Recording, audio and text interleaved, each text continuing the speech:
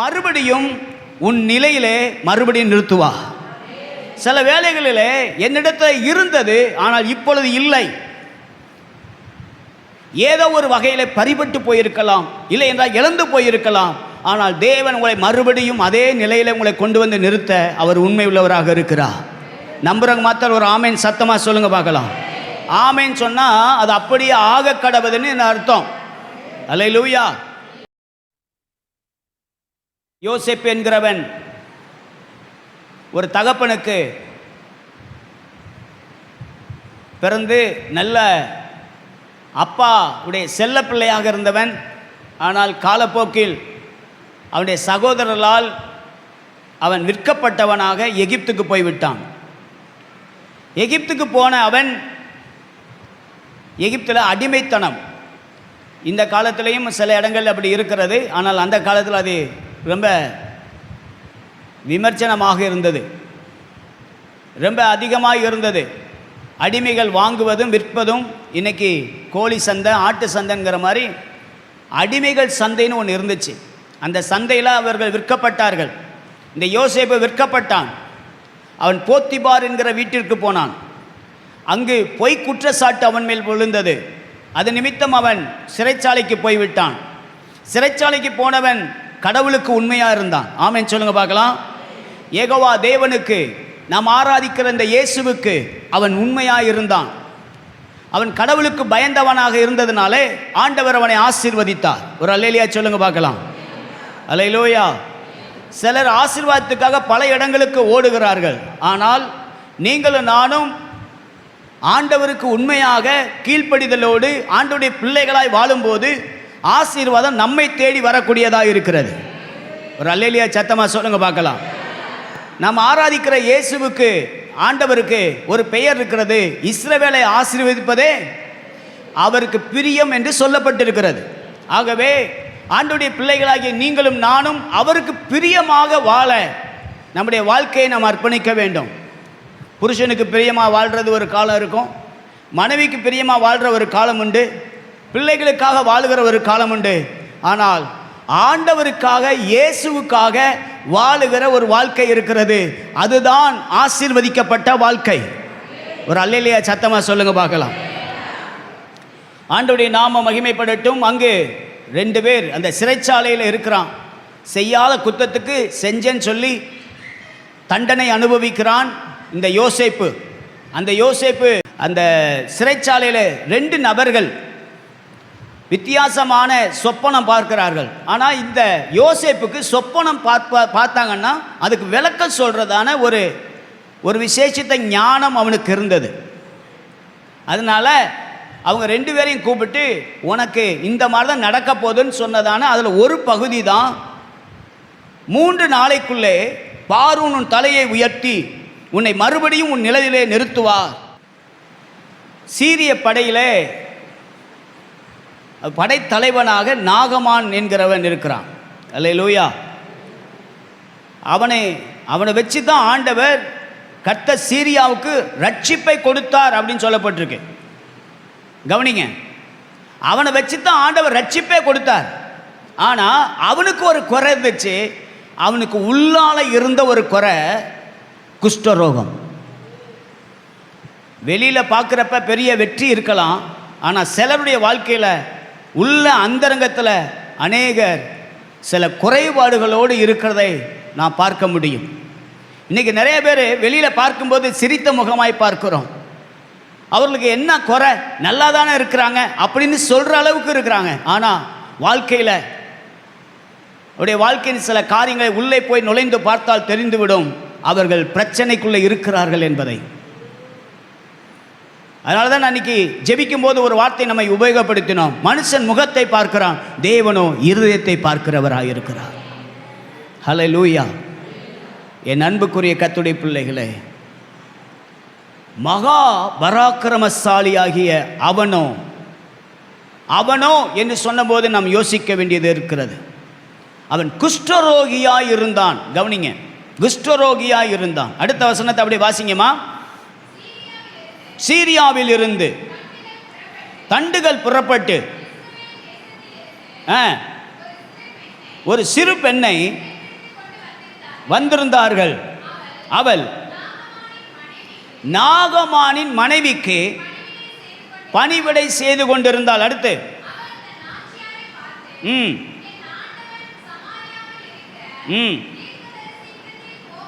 போவாரானால் நலமாயிருக்கும், அவர் இவருடைய குஷ்டரோகத்தை நீக்கி விடுவார் என்றான். கையை வைத்து ஒரு ஆமேன் சத்தமா சொல்லிடலாமா?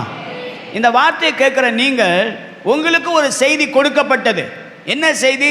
நீங்கள் இந்த இடத்துக்கு வந்தால் உங்களுடைய சமாதானம் உங்களுக்கு வரும், உங்கள் கடன் பிரச்சனை நீங்கும், உங்கள் வியாதி மாறும் என்று சொல்லி சொன்ன உடனே நீங்கள் பிரயாசம் எடுத்தீர்கள். எத்தனையோ இடத்துக்கு போய்விட்டோம், இங்கேயும் போய் பார்க்கலாம் என்று சொல்லி வந்திருக்கலாம். ஆனால் நீங்கள் வந்த இடம் நல்ல இடம். ஒரு அல்லேலூயா சத்தமா சொல்லிடலாமா? நீங்கள் வந்த இடம் உங்களுக்கு அற்புதங்களை கொண்டு வரும்.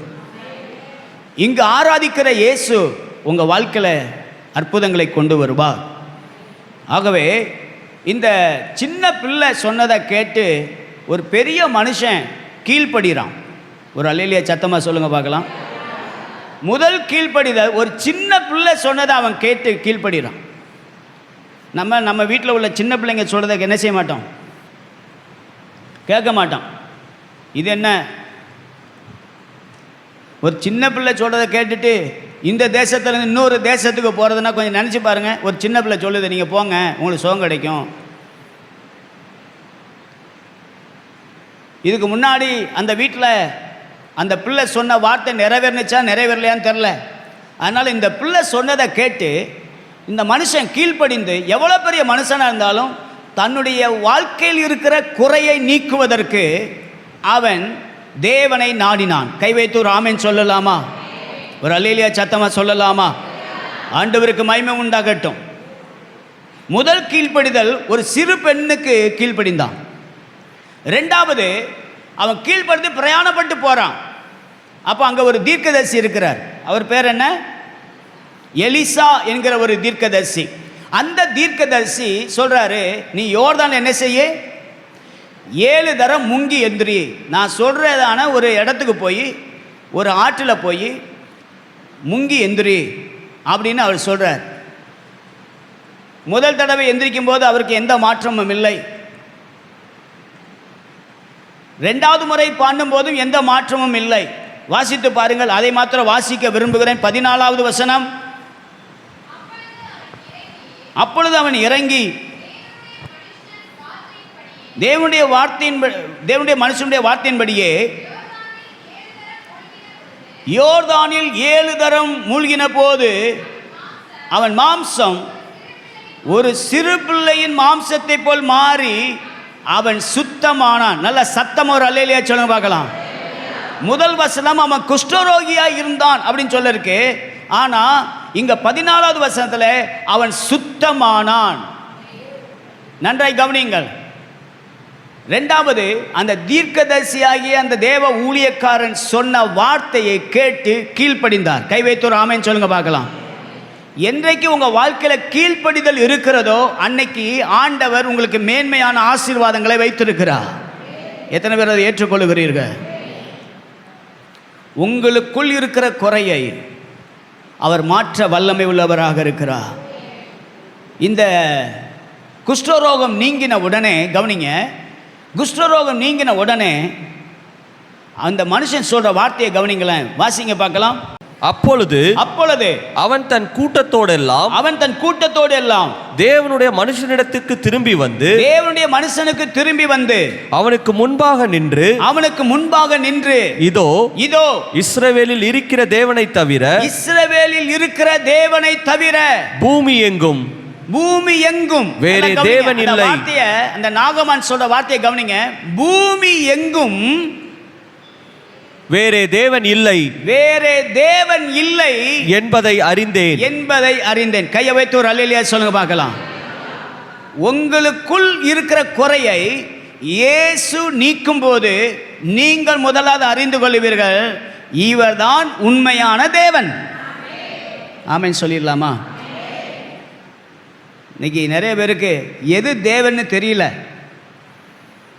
நாமா உருவாக்குனது தெய்வமாக மாற முடியாது. ஆனால் நம்மை உண்டாக்கின ஒருவர் தெய்வமாக மாறி இருக்கிறார். ஆமென் சொல்லுங்க பார்க்கலாம். அவர்தான் இயேசு. அல்லேலூயா. அவர் மனிதனை உண்டாக்கினார். மனிதன் பாவம் செய்து விட்டான். அந்த பாவத்துக்கு பரிகாரியாக இயேசு இந்த பூமிக்கு வந்தார். இயேசு தான் அந்த இரட்சகர். அவர்தான் நம்முடைய தெய்வம். அவர் நமக்காக, பிள்ளைகளுக்காக தகப்பன் வந்து சிலுவையிலே சுமந்து இரத்தத்தை சிந்தி நமக்காக பாடுகளை அனுபவித்து மரித்து 3ஆம் நாள் உயிரோடு இருந்தார். இன்றைக்கு இயேசுவின் இரத்தம் நம்முடைய பாவத்துக்கு பரிகாரம் செலுத்தி இருக்கிறது. ஒரு அல்லேலூயா சொல்லுங்க பார்க்கலாம். அது பாஸ்டர் எனக்கு என் வாழ்க்கையில் என்ன செய்யும் அப்படின்னா, உங்கள் வாழ்க்கையில் நீங்கள் இயேசுவை சொந்த இரட்சகராக ஏற்றுக்கொள்ளும் போது அந்த இயேசுவின் இரத்தம் உங்கள் பாவத்தை கழுவ வல்லமை உள்ளதாக இருக்கிறது. ஒரு ஆமீன் சத்தமாக சொல்லிருங்க பார்க்கலாம். ஆட்டின் ரத்தமோ கோழியின் ரத்தமோ அல்ல, இயேசுவின் ரத்தம் சகல பாவங்களை நீக்கி நம்மை சுத்திகரிக்க வல்லமை உள்ளதாக இருக்கிறது. எனக்கு அருமையானவர்களே, இந்த வார்த்தையை கேட்குற நீங்கள், அதில் ஒரு வார்த்தையை நான் உங்களுக்கு விசேஷப்படுத்த விரும்புகிறேன். வாசிங்க பார்க்கலாம். அந்த 14வது வசனம். அப்பொழுது அவன் இறங்கி தேவனுடைய மனுஷனின் வார்த்தையின்படியே யோர்தானில் 7 தரம் முழுகின போது அவன் மாம்சம் ஒரு சிறு பிள்ளையின் மாம்சத்தை போல மாறி. ஒரு அல்லேலூயா சத்தமா சொல்லுங்க பார்க்கலாம். என்ன மாம்சமா மாறிட்டான்? தன் பழைய நிலைக்கு ஆண்டவர் சொன்னார் பாருங்க, உன்னை மறுபடியும் உன் நிலையில் என்ன செய்வேன்? நீ நல்ல சுகமாய் முன்னாடி இருந்தாய், இப்போ நீ பலவீனமாகிவிட்டாய், ஆனால் இப்போ மறுபடியும் உனக்கு ஒரு சுகத்தை கொடுக்கிறேன். இந்த சுகம் கொடுத்ததற்கு காரணம் இயேசு யார் என்பதை அறிந்து கொள்வதற்காக. ஒரு அல்லேலூயா சத்தமா சொல்லுங்க பார்க்கலாம். ஏதோ ஒரு சூழ்நிலை இயேசுவை நம்பினோம், ஆனால் அந்த சூழ்நிலை கர்த்தர் நமக்கு உதவி செய்து நம்மளை ரட்சித்த தேவனுக்கு நன்றி சொல்ல வேண்டும். ஒரு ஆமென் சத்தமா சொல்லிருங்க பார்க்கலாம். இன்னைக்கும் உங்கள் வாழ்க்கையில் கவனமாக கவனிச்சுக்கோங்க. எந்த சூழ்நிலையும் அந்த மனுஷன் சொல்கிறான், இந்த தேவனை போல பூமியில் வேறு தேவனே இல்லை என்று. ஒரு அல்லேலூயா சத்தமாக சொல்ல முடியுமா? உங்கள் தேவையும் இன்னைக்கு சந்திக்கப்படும். உங்கள் தேவையும் கர்த்தர் சந்திப்பா. நல்லா கைத்தட்டி கர்த்தருக்கு நன்றி சொல்லுங்க பார்க்கலாம். நல்லா கைத்தட்டி கர்த்தருக்கு நன்றி சொல்லுங்க. ஆமென். உங்கள் தேவையும் கர்த்தர் சந்திக்க வல்லமை உள்ளவராக இருக்கிறார். எந்த விதத்திலும் யாரும் சோர்ந்து போயிடாதீங்க. மனசில் நிறைய பேர் ஒரு யோசனை இருக்கும், இதை செய்தால் நமக்கு சுகம் வந்துடுமா? இந்த டாக்டர்கிட்ட போனால், டாக்டர்களும் கைவிடப்பட்டதை கூட இயேசு சுகமாக்க வல்லமை உள்ளவராக இருக்கிறார். அவரால் முடியாதது ஒன்றும் இல்லை. ஆமென் சொல்லலாமா? அவரை நாம் விசுவாசிப்போம், அற்புதங்களை காண்போம். தேவன் நமக்காக பெரிய காரியங்களை செய்ய வல்லமை உள்ளவராக, மறுபடியும் உன் நிலையிலே அவர் நிறுத்த அவர் உண்மை உள்ளவராக இருக்கிறார். எந்த சூழ்நிலையாக இருந்தாலும் சரி. பாஸ்டர், இங்கே நம்ம பார்த்தது ஒரு வியாதி, ஆனால் உங்கள் வாழ்க்கையில் என்ன பிரச்சனைன்னு எனக்கு தெரியாது. ஆனால் அந்த செய்தியை கேட்கும்போது ஆண்டவர் என்னை மறுபடியும் அவர் நிலையில் என்னை கொண்டு போய் நிறுத்த அவர் வல்லமை உள்ளவராக இருக்கிறார். அதை நீங்கள் உணர வேண்டும். கர்த்தர் உங்களை ஆசீர்வதிப்பார். ஆமென் சொல்லலாமா? இன்னொரு வேத பகுதியிலிருந்து உங்களை மறுபடியும் உங்கள் நிலையிலே கொண்டு போய் நிறுத்துகிறதான ஒரு காரியத்தை நான் சொல்லி உங்களுக்காக ஜெபிக்க போகிறேன். அதற்குத்தான் நமக்கு டைம் இருக்கும். ஆகவே நாம் அந்த காரியத்துக்குள்ளே கடந்து செல்லலாம். லூக்கா எழுதின சுவிசேஷம் 15ஆம் அதிகாரம் 11ஆம் வசனத்திலிருந்து 32ஆம் வசனம் வரைக்கும் ஒரு சம்பவத்தை இயேசு ஊமையாக சொன்னார்.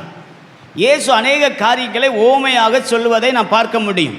இன்றைக்கு இந்த பகுதியிலிருந்து நாம் கர்த்தருடைய வார்த்தையை நாம் மறுபடியும் தியானிக்க போகிறோம். பரலோகம் நமக்கு உதவி செய்வதாக. வாசிப்போமாக. 11வது வசனம். பின்னும் அவர் சொன்னது, ஒரு மனுஷனுக்கு 2 குமாரர் இருந்தார்கள். அவர்களில் இளையவன் தகப்பனை நோக்கி, தகப்பனே, ஆஸ்தியில் எனக்கு வரும் பங்கை எனக்கு தர வேண்டும் என்றான். அந்தபடி அவன் பங்கிட்டு கொடுத்தான். சில நாளைக்கு பின்பு சேர்த்துக்கொண்டு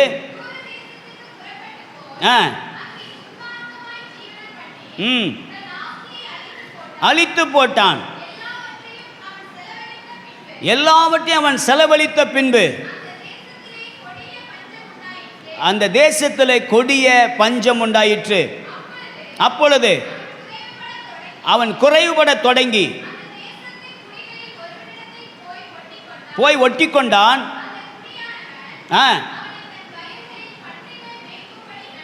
அனுப்பினான்.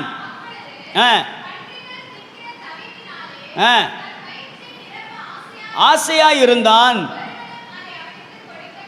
ஒருவனும் அவனுக்கு அதை கொடுக்கவில்லை. கவனிங்க, ஆண்டவராகிய இயேசு ஒரு ஊமை சொல்லுகிறார். ஒரு அப்பாவுக்கு 2 பிள்ளைகள் இருந்தாங்க, இளையவன் மூத்தவன். இந்த 2 பிள்ளைகளுக்கும் தான் அப்பாவுடைய சொத்துக்கள் எல்லாம் பிள்ளைகளுக்கு வந்து சேரும். இதை அறிந்ததான அந்த இளைய குமாரன் தன் இஷ்டத்துக்கு விடப்பட்ட பிள்ளையை போல அவன் அலைகிறான். ஒரு மனுஷன் தான் இஷ்டத்துக்கு அலையணும்னு சொன்னால் அவன் என்ன செய்வான்னா தூரமாக போயிடுவான். அது வாழ்க்கையானாலும் சரி, சபையானாலும் சரி, தேசமானாலும் சரி, ஒரு மனுஷன் தன்னிச்சையாக நம்ம செய்கிறத யாரும் கேட்கக்கூடாது, நம்மளை யாரும் கண்டிக்கக்கூடாதுன்னு நினைக்கிறவன் தூரமாக போயிடுவான். அல்லேலூயா சொல்லுங்கள். அல்லேலூயா. நீங்கள் நீதிமொழி புத்தகத்தில் ஒரு வசனத்தை நீங்கள் அவிதமாய் வாசித்தீங்கன்னா அங்கே சொல்லப்பட்டு 18:1 வாசிங்கம்மா. 18:1 நீதிமொழிகள் 18:1. பிரிந்து போகிறவன் தன் இச்சையின்படி செய்ய பார்க்கிறான். போதும், ஒரு அல்லேலூயா சொல்லுங்க பார்க்கலாம். பிரிந்து போகிறவன் யாரு? தன் இச்சையின்படி செய்வான். ஆனால் அப்பாவோடு இருக்கும்போது எல்லாத்தையும் நம்ம இச்சையின்படி செய்ய முடியாது. அல்லேலூயா சொல்லுங்க பார்க்கலாம். ஒரு குடும்பம் அப்படின்னு இருந்தால் குடும்பத்தில் சில முறைமைகள் இருக்கும். இத்தனை மணிக்கு நம்ம வரணும்.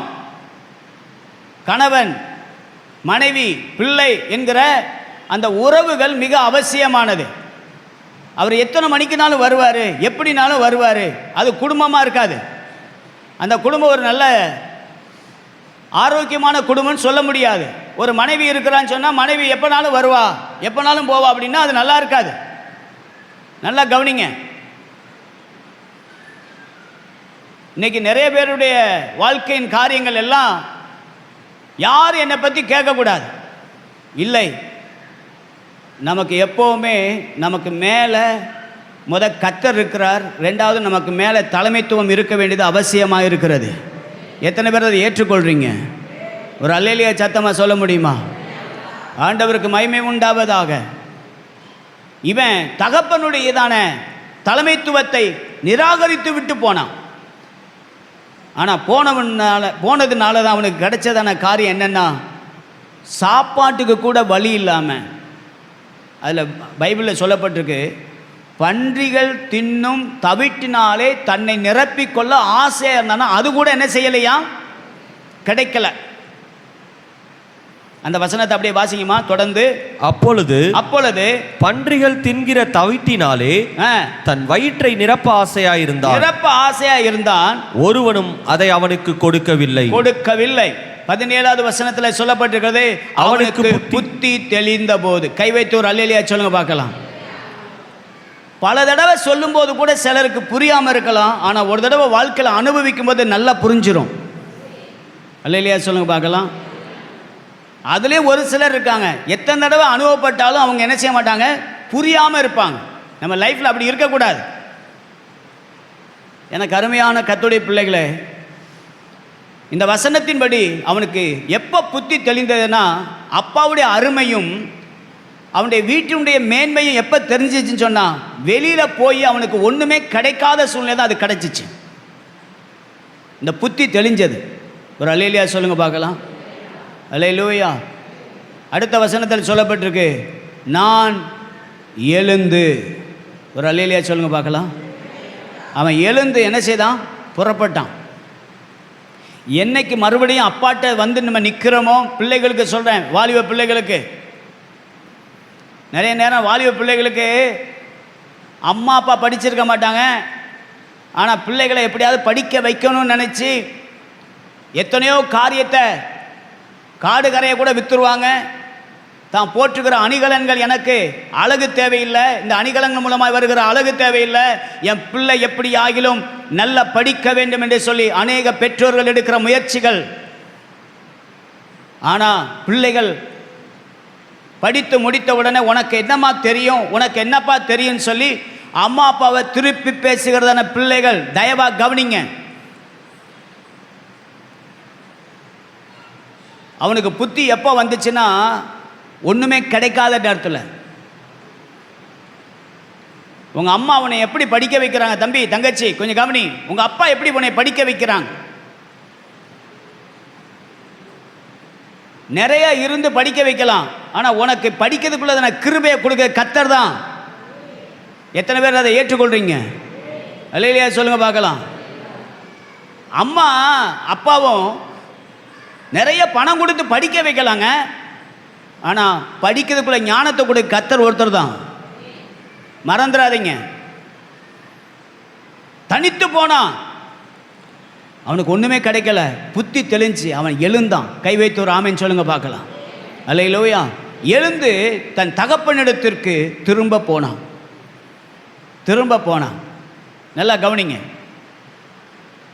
திரும்ப போய் அந்த வசனத்தை மாத்திர வாசிங்கம்மா. 24வது வசனம். என் குமாரனாகிய இவன் மரித்தான். கையை வைத்து ஒரு அல்லேலூயா சொல்லுங்க பார்க்கலாம். ஆனால் இவன் போகும்போது, அப்பாவிட்ட இருந்து போகும்போது மகனா போனான். ஆனால் திரும்ப வரும்போது அவன் செஞ்ச செயலுக்கு இவன் மகனா அப்பா ஏற்றுக்க மாட்டாருன்னு நினைச்சான். ஆனால் அப்பா அப்படி அல்ல, இவன் என் மகன் தான் என்று சொன்னார். ஒரு அல்லேலூயா சத்தமாக சொல்லிடுங்க பார்க்கலாம். இன்னைக்கு காலையில் நான் உங்களுக்கு ஆண்டவருடைய நாம மகிமைக்கா சொல்கிறேன். நம்ம எவ்வளவுதான் தவறி போயிருந்தாலும், எவ்வளவுதான் ஆண்டவரை விட்டு தூரம் போனாலும், ஆண்டவர் உங்களை என்னையும் வேறு வித்தியாசமாய் பார்க்கிறவர் அல்ல. அவர் நம்மை மகனாகவும் மகளாகவே தான் பார்க்கிறார். இன்னைக்கு அந்த தகப்பனுடைய அன்பை புரிந்து கொள்ளுங்கள். கை வைத்து ஒரு ஆமென் சத்தமாக சொல்ல முடியுமா? அந்த வசனத்தை வாசிங்கம்மா. என் குமாரனாகிய இவன் மரித்தான் திரும்பவும் உயிர்ப்பித்தான். காணாமற் போனான் திரும்பவும் காணப்பட்டான் என்றான். அப்படியே அவர்கள் சந்தோஷப்பட தொடங்கினார்கள். கை வைத்து ஒரு ஆமென் சத்தமா சொல்லிடலாமா? நன்றாய் கவனிங்க. ஒரு தகப்பனுடைய இருதயம் நல்லா கவனிங்க. பிள்ளைகளுடைய இருதயம் கூட மாறலாம், ஆனால் தகப்பனுடைய இருதயம் மாறலை. இது என் பிள்ளைன்னா பிள்ளை தான். அல்லேலூயா. யோவான் 1:12 சொல்லுகிறது, அப்படி நாமத்தின் மேல் விசுவாசம் உள்ளவராய் அவரை ஏற்றுக்கொண்டவர்கள் எத்தனை பேர்களோ அத்தனை பேர்களும் அவருடைய பிள்ளைகளாக முடிய அதிகாரம் கொடுக்கிறாராம். எத்தனை பேர் ஆமீன் சொல்ல முடியும்? நான் நினச்சி பாருங்கள்.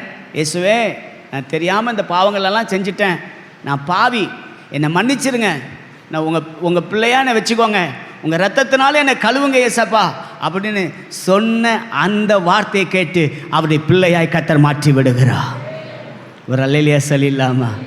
என் அன்புக்குரியவர்களே, மனம் திரும்புதல் என்பது ஒரு செகண்டில் நடக்கும். ஆனால் மனம் திரும்புதலுக்குள்ள கனி என்பது நம்முடைய வாழ்நாள் முழுவதும் அது நிறைவேற வேண்டிய ஒன்றாய் காணப்படுகிறது. நன்றாய் கவனித்து கொள்ளுங்க.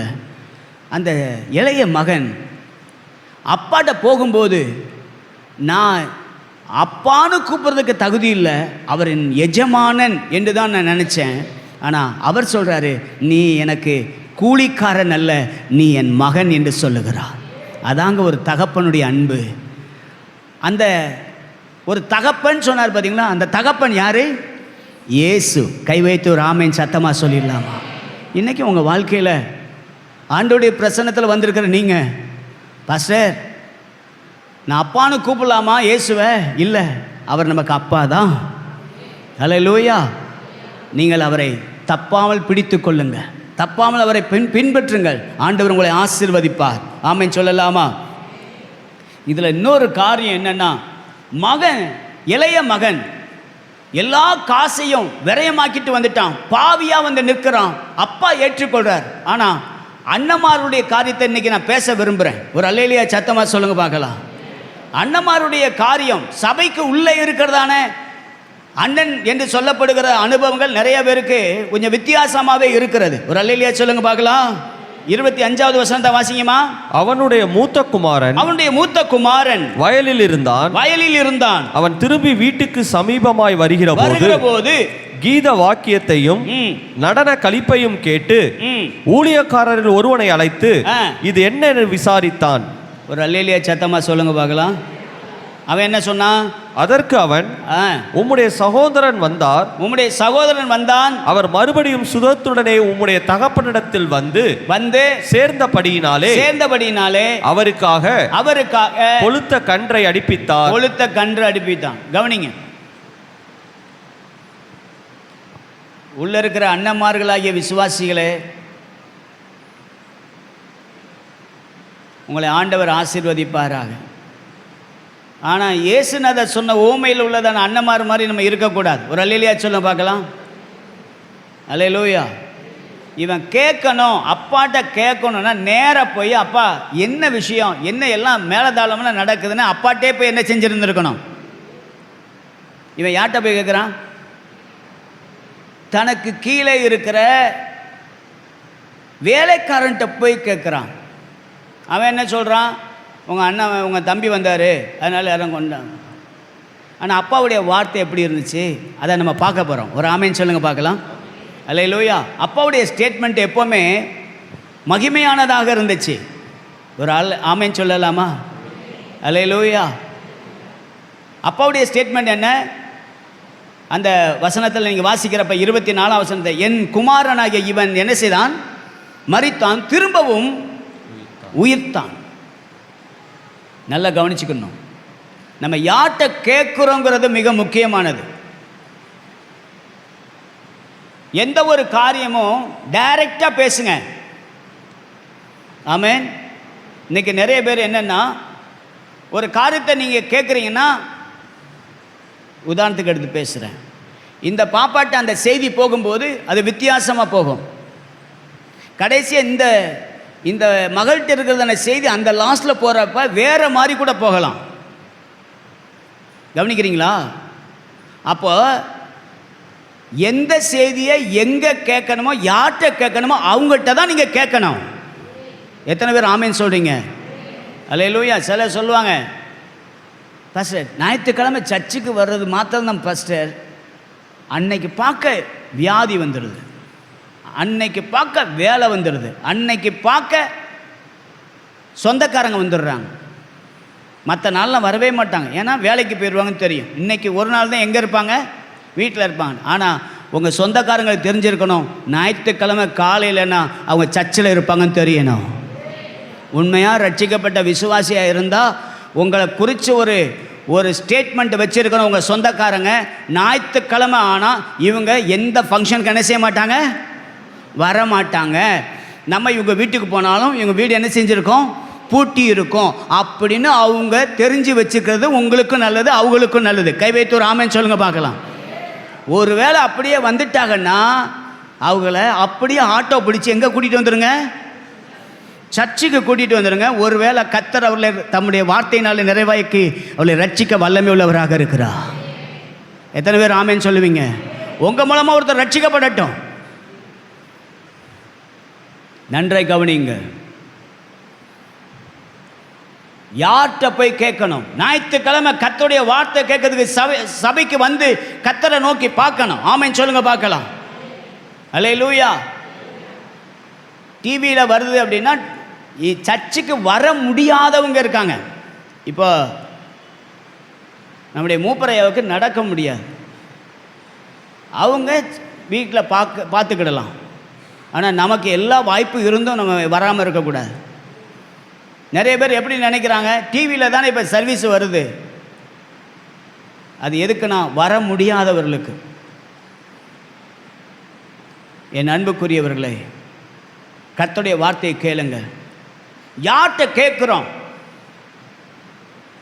தனக்கு கீழே இருக்கிறவங்கள்ட்ட கேட்டால் நமக்கு வார்த்தை வித்தியாசமாக வரும். ஒரு அல்லேலூயா சொல்ல பார்க்கலாம்.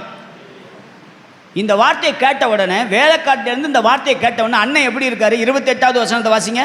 அப்பொழுது அவன் கோபம் அடைந்தான். அண்ணன் இப்போ நல்லா கவனிங்கம்மா ஒரு நிமிஷம். இந்த அண்ணன் என்ன செஞ்சிருக்கணும்? அப்பாவை போலவே என்ன செஞ்சிருக்கணும்? ச்சே, என் தம்பி தூரமாக போயிட்டான், இன்னைக்கு வந்திருக்கிறான் அப்படின்னு, ஏய் தம்பி வந்துட்டியா அப்படின்னு ஓடி வந்து அவனை கட்டி பிடிச்சி அப்பா மாதிரி முத்தம் போட்டிருந்தான்னா இவன் குணம் நல்ல குணம்னு தெரியுது. ஆனால் இவன் அப்படி இல்லை, கோபம் அடைந்தான். அடுத்துமா, உள்ளே போக மனதில்லாதிருந்தான். உள்ளே போக மனதில்லாதிருந்தான். தகப்பனோ வெளியே வந்து அவனை வருந்தி அழைத்தான். கையை வைத்து ஒரு அல்லேலூயா சொல்ல பார்க்கலாம். தூரமா போனவனை ஓடி போய் கட்டி பிடிச்சு அணைச்சி முத்தம் கொடுத்தாராம். ஆனா உள்ள இருக்கிறதான அண்ணனை வருந்தி அழைத்தாராம். இதான் ஒரு தகப்பனுடைய இருதயம். எத்தனை பேர் ஆமேன் சொல்ல முடியும்? ஒரு அல்லேலூயா சத்தமா சொல்லுங்க பார்க்கலாம். இங்க வந்திருக்கிற உங்களில் இப்படிப்பட்ட இருதயம் உங்களுக்கு அவசியம் தேவை. பிள்ளைங்க சில நேரம் தவறு பண்ணுவாங்க, விசுவாசிகள் சில நேரம் தவறு பண்ணுறாங்க. ஆனால் அதுக்காக தவறை நம்ம கண்டிக்காமல் இல்லை, கண்டிக்கணும். அதே நேரத்தில் ஒரு தகப்பனுடைய இருதயமாக அவர்களை அரவணைக்க வேண்டியது அவசியம். நன்றாய் கவனியுங்கள். நியாயம் தீர்க்கிறதான ஒரு காரியம் ஒன்று இருக்கிறது. நம்ம என்ன நியாயம் தீர்க்கிறோமோ அதே நியாயத்தில் நம்ம தீர்க்கப்படுவோம் என்பதை மறக்கக்கூடாது. பைபிள் அதை சொல்லிக் கொடுக்குது. கை வைத்து ஒரு ஆமென் சொல்லுங்க பார்க்கலாம். ஒரு குறிப்பிட்ட சபையில்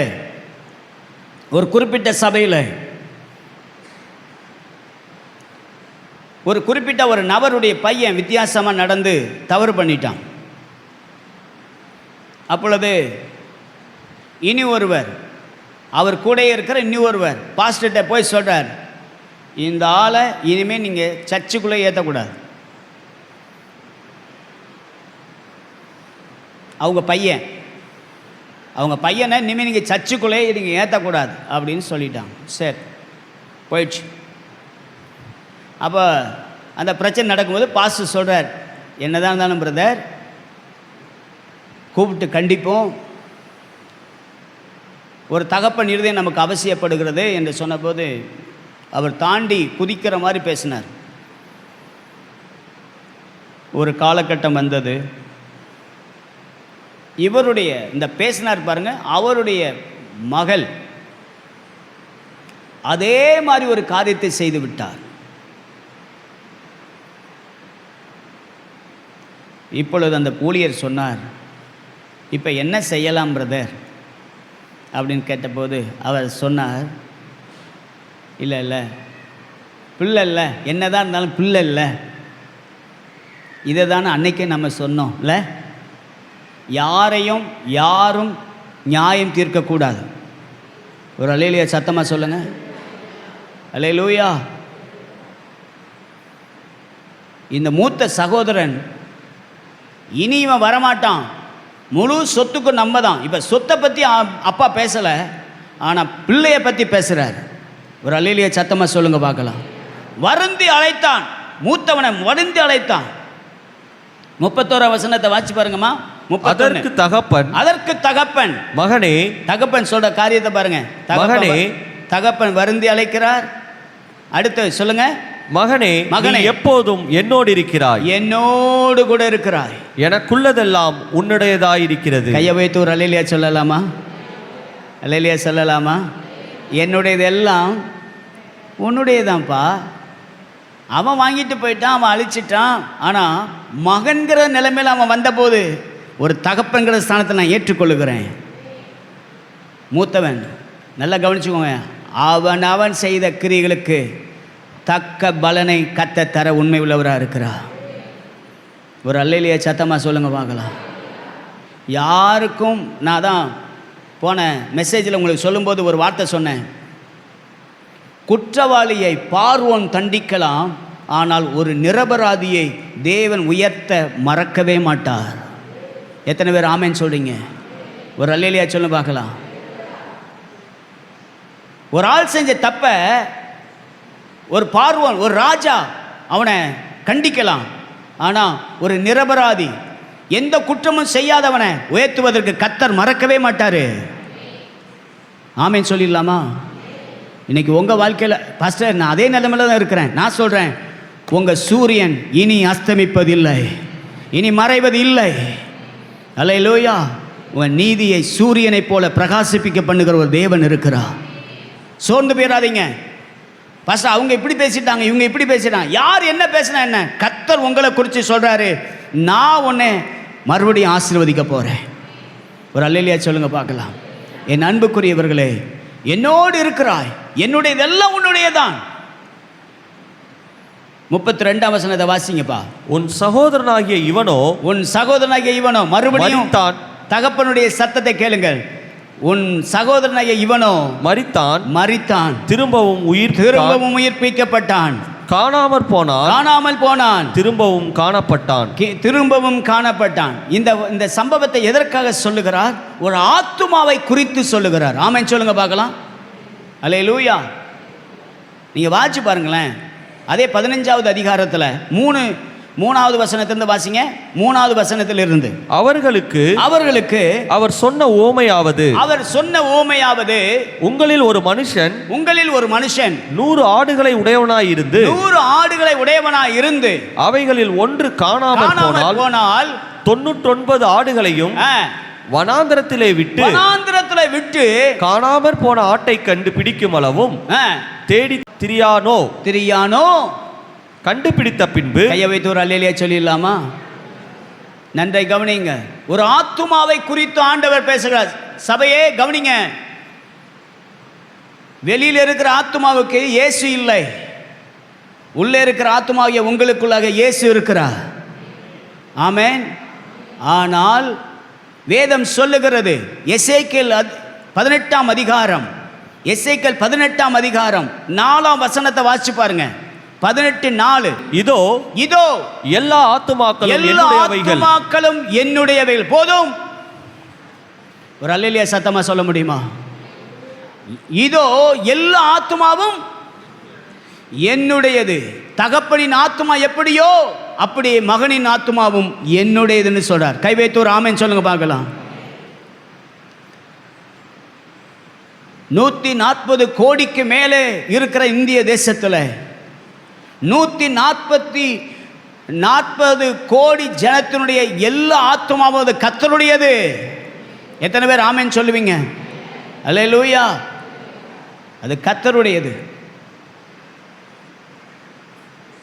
திருச்சபை, எனக்கு நல்ல வேதம் தெரியும், நல்லா ஜெபிக்க தெரியும்னா நீங்கள் ஏதாவது ஒரு கிராமத்தில் போய் கர்த்தருடைய ஊழியத்தை நிறைவேற்றணும். ஒரு அல்லேலூயா சொல்லுங்க பார்க்கலாம். அல்லேலூயா. எல்லாம் தெரிஞ்சு பிரயோஜனமற்றதாக இருக்கக்கூடாது. கொஞ்ச நாளைக்கு முன்னாடி, பல வருஷத்துக்கு முன்பதாக கேட்ட ஒரு சாட்சி. அந்த அம்மாவுக்கு கண்ணு தெரியாது,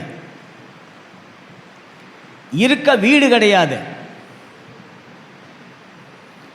வேலை செய்யறதுக்கு சம்பாத்தியம் கிடையாது. அந்த அம்மா பிச்சை தான் எடுப்பாங்களாம். ஆனால் எங்கே இருப்பாங்கன்னா, ஒரு ஹாஸ்டலுடைய வாசலில் தான் அந்த அம்மாவுடைய சும்மா ஒரு சின்ன குடிசை மாதிரி ஏதோ ஒன்று போட்டு உட்காந்துருப்பாங்க, படுதா போட்டு உட்காந்துருப்பாங்க. அந்த அம்மாவுக்கு ஒருவர் இயேசுவை பற்றி சொன்னாங்க. அந்த அம்மா இயேசுவை ஏற்றுக்கிட்டாங்க. இந்த மாதிரி பைபிளெல்லாம் அப்படியே வாசிப்பாங்க. எப்படி வாசிப்பாங்கன்னா, யாரையா வச்சு வாசித்து தெரிஞ்சுக்குவாங்க. ஆனால் ஒரு காலகட்டத்தில் அந்த வாய்ப்பையும் இழந்துட்டாங்க. ஆனால் ஆண்டவருக்கு ஊழியம் செய்யணுங்கிறதான ஒரு உணர்வு அவங்களுக்குள்ளே இருந்துச்சு. ஒரு ஊழியக்காரர்கிட்ட போய், அந்த பக்கமாக வந்ததான ஊழியக்காரர் அவங்கள பார்த்து இந்த அம்மா பேசி, எனக்கு கைப்பிரதி கொடுங்கய்யா, நான் கைப்பிரதி கொடுக்கணும் அப்படின்னு. அப்படி அந்த ஹாஸ்டலுக்கு போகிற பிள்ளைங்க அந்த காலடி சத்தத்தை கேட்டுட்டு, கண்ணு தெரியாது, அதனால் தம்பி இந்த ட்ராக்ஸை கொஞ்சம் வாசித்து சொல்ல அப்படிம்பாங்களாம். நைட்டெல்லாம் ஜோம் பண்ணுவாங்க. எப்படி ஜோம் பண்ணுவாங்க? ஆண்டவரே, இதை நான் வாசிக்க சொல்கிற ஆள் ரட்சிக்கப்பட்டுறணும் ஆண்டவரே அப்படின்னு. அதனால் இந்த அம்மா சொல்கிற நான் வார்த்தையை அவங்க கேட்டுட்டு, ஐயோ பாட்டியம்மா உதவி தானே கேட்குதுன்னு சொல்லி இவங்க வாசிப்பாங்க. வாசிக்கும் போதே கர்த்தருடைய வார்த்தை அவங்களுக்குள்ள பேச ஆரம்பிச்சிடும். ஒரு அல்லேலூயா சொல்லுங்க பார்க்கலாம். ரட்சிக்கப்பட்டுருவாங்க. பக்கத்தில் உள்ள சபைக்கு போய் கர்த்தருடைய ஊழியத்தை நிறைவேற்றினாங்க. ஒரு நாள் இந்த தாயார் மரித்து போயிட்டாங்க. கண்ணு தெரியாத பாட்டியம்மா, இருக்க வசதி இல்லாத ஒரு பாட்டியம்மா, சம்பாதிக்கிறதுக்குள்ள பலன் இல்லாத ஒரு பாட்டியம்மா. ஆனால் அந்த பாட்டியம்மா இறந்து போனதுன்னு சொன்ன உடனே ஒரு திரள் கூட்ட ஜனம் அந்த பாட்டியம்மாவோட அடக்க ஆராதனைக்கு வந்திருந்துச்சு. அது யார் தெரியுமா? சுமார் 800 வாலிப பிள்ளைகள், தம்பிமார் தங்கைமார் ரட்சிக்கப்பட்டு சபைக்கு போனவர்கள் அந்த பாட்டிமாவோட ஃபியூனரல் சர்வீஸ்க்கு வந்திருந்தாங்களாம். ஒரு கண்ணு தெரியாத பாட்டியம்மா, வசதி வாய்ப்பு இல்லாத ஒரு பாட்டியம்மா, காலடி சத்தத்தை கேட்டு கேட்டு நடக்கிறவங்களுடைய சத்தத்தை கேட்டு அப்படி கூப்பிட்டு அவங்களுக்கு இந்த சுவிசேஷம் சொன்ன பாட்டியம்மா இன்னைக்கு மரிச்சு போயிட்டாங்க. தேவ பிள்ளையே, ஒரு தகப்பனுடைய இருதயம் ஏங்கி நிற்குது. அவன் போகும்போது பையனா போனான், திரும்ப வரும்போது ஒரு கேவலமான ஒரு நிலைமையில் வந்திருந்தா கூட, ஆனால் அப்பா அவனை பார்க்கும்போது பிள்ளையாக தான் பார்த்தாரு. சில நேரத்தில் நம்ம வாழ்க்கையில் கூட இவெல்லாம் என்னத்தை ரட்சிக்கப்பட போகிறான்னு நம்ம நினைப்போம். அவனை தான் கர்த்தர் ரட்சிக்க வல்லமை உள்ளவராக இருக்கிறார். அல்லேலூயா. நன்றாய் கவனித்துக் கொள்ளுங்கள். திரும்பவும் அவன் ஸ்தானத்துக்கு வரும்போது அவனை கர்த்தர் மகனாகவே அந்த நிலையில் நிறுத்தினார். இன்றைக்கி உங்களையும் கர்த்தர் அதே நிலையில் நிறுத்தணுமா? இந்த உலகத்தை நீங்கள் என்ன சம்பாதிச்சாலும் பிரதர் சிஸ்டர், நீங்கள் சம்பாதிச்சதானே எதுவும் உங்கள் கூட வராது. ஆனால் நீங்கள் சம்பாதிக்க போகிற ஆத்துமா உங்கள் கூட வரும். ஒரு அல்லேலூயா சொல்ல பார்க்கலாம். ஆத்துமா தான் பரலோகம் வரணும். ஆமென். அதுதான் அங்கே வரும், வேற ஒன்றும் வராது. போட்டுக்கிற ட்ரெஸ்ஸு கூட வராது, நம்ம யூஸ் பண்ணுற எதுவுமே வராது. கர்த்தருடைய சமூகத்தில் ஆண்டவருடைய பிள்ளைகளாகிய நீங்கள் நானும் ஆத்துமா ஆதாயம் பண்ண பாருங்க. இயேசு உன்னை நேசிக்கிறார். இந்த இயேசுவை நம்பு, இயேசு உன்னை கைவிட மாட்டார். சொல்ல வேண்டியது ஏன் வேலை, அற்புத அடையாளங்கள் செய்ய வேண்டியது அவருடைய வேலை. எத்தனையோ பேருக்கு கர்த்தர் அற்புத அடையாளங்களை செய்து நம்மளை இங்கே கொண்டு வந்திருக்கிறாரு. அவங்களையும் கர்த்தர் கொண்டு வருவார்.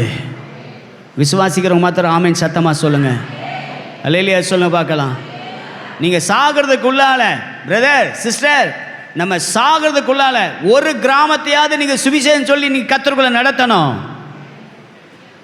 தேவன் எதிர்பார்க்க அதுதான். படித்து என்ன செய்ய போகிறோம், வேலை செஞ்சு என்ன செய்ய போகிறோம், சம்பாதிச்சு என்ன செய்ய போகிறோம்? உலகத்தார் அதை தான் செய்கிறாங்க. ஆனால் ஒரு தகப்பன் இருக்கிறார். அந்த தகப்பன் எவ்வளவு சீரழிந்த நிலைமையில், எப்படிப்பட்ட நிலைமையில் ஒரு மனிதன் வந்தாலும் அவனை மகனாகவே பார்க்கிற ஒரு தகப்பன் இருக்கிறார். அந்த தகப்பனுக்கு தான் நீங்களான பிள்ளைகளாக இருக்கிறோம். ஒரு ஆமீன் சத்தமாக சொல்லுங்க பார்க்கலாம். இந்த வேத பகுதியிலிருந்து 2 பகுதி மிக முக்கியமானது. ஒன்று, அப்பா விட்டு தூரம் போனதான ஒரு குரூப்பு. இன்னொன்று, அப்பா வீட்டிலேயே இருக்கிற ஒரு குரூப்பு. ஆனால் அப்பா வீட்டிலே இருக்கிற குரூப்பு தான் இன்றைக்கி வெளியே இருக்கிற குரூப்பு வரும்போது இந்த குரூப்பை ஏற்றுக்குமான்னு தான் சொல்ல முடியல. கை வைத்து ஆமேன்னு சொல்லுங்க பார்க்கலாம். ஆனால் ஆண்டவர் என்ன சொல்கிறாரு, தகப்பனின் ஆத்துமா எப்படியோ மகனின் ஆத்துமாவும் அப்படியே, அதுவும் என்னுடையன்னு சொல்கிறார். ஆமேன்னு சொல்லுங்க பார்க்கலாம். நம்ம தான் வித்தியாசப்படுத்திக்குவோம். ஐயோ இவங்க இந்த குளத்தில் உள்ளவங்க, ரட்சிக்கப்பட்ட ஒவ்வொருத்தருக்கும் எந்த ஒரு வித்தியாசமும் இல்லை. நம்ம எல்லாரும் இயேசுவின் பிள்ளைகள் மாத்திரமே. அது அப்படி சொல்கிறவங்க மாத்திரம் நல்லா சத்தமாக ஆமேன்னு சொல்லுங்கள். அல்லேலூயா சொல்லுங்க பார்க்கலாம். நீங்கள் வித்தியாசம் பார்த்தீங்கன்னா நீங்கள் ரட்சிக்க பட்டன்னு சொல்கிறதுக்குள்ள சந்தேகம் இருக்கு. கவனமாக இருங்க. சபைக்கு வந்துட்டேன் உடனே பரலோகம் போயிடுவேன் அப்படிலாம் நினைக்காதீங்க. சபைக்கு வந்தாலும் இந்த கர்த்தருடைய வசனத்தின்படி நம்ம வாழ்க்கை வாழும்போது தான் கர்த்தர் நம்மளை ஆசீர்வதிப்பார். ஆமாவா இல்லையா? ஆள் பார்த்து பழகிறது இல்லை. சிலர் என்ன நினச்சிட்டாங்க, நம்ம வச்சிருக்கிற பணம், நம்ம வச்சிருக்கிறது எல்லாமே நம்ம கூட எப்பவும் இருக்கும் நீங்கள் நினைக்கிறீங்க.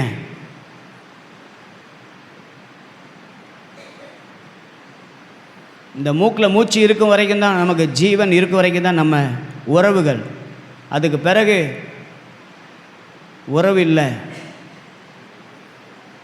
நம்முடைய பேரை வித்தியாசமாக மாற்றிடுவாங்க.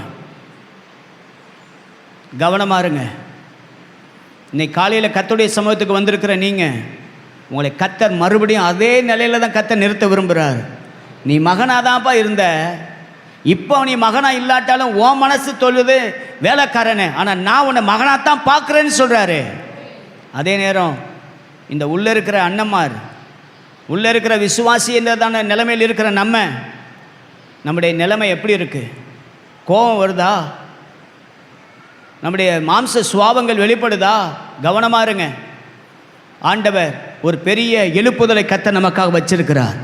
எத்தனை பேரை ஏற்றுக்கொள்கிறீங்க? அந்த எழுப்புதலுக்கு நம்முடைய பங்கும் தேவை. நம்முடைய பங்கை கர்த்தர் எதிர்பார்க்கிறார். எத்தனை பேர் சொல்ல முடியும், நானும் அந்த பங்களை பங்கடைய விரும்புகிறேன் என்று சொல்கிறவங்க எளிமை நில்லுங்கள் பார்க்கலாம். உங்களுக்காக நான் ஜெபிக்க போகிறேன். உங்கள் நிலையில் கர்த்தர் மறுபடியும் உங்களை நிறுத்துவார். உங்கள் நிலையில் கர்த்தர் உங்களை நிறுத்துவார். கன்ஃபார்மாக சொல்கிறாரு, என்னுடையதெல்லாம் உன்னுடையதானே, ஏன் நீ கவலைப்படுற? ஆனால் ரட்சிக்கப்படாத ஒரு கூட்டத்தை நம்ம மனசில் வச்சு ஜெபிக்க போகிறோம்.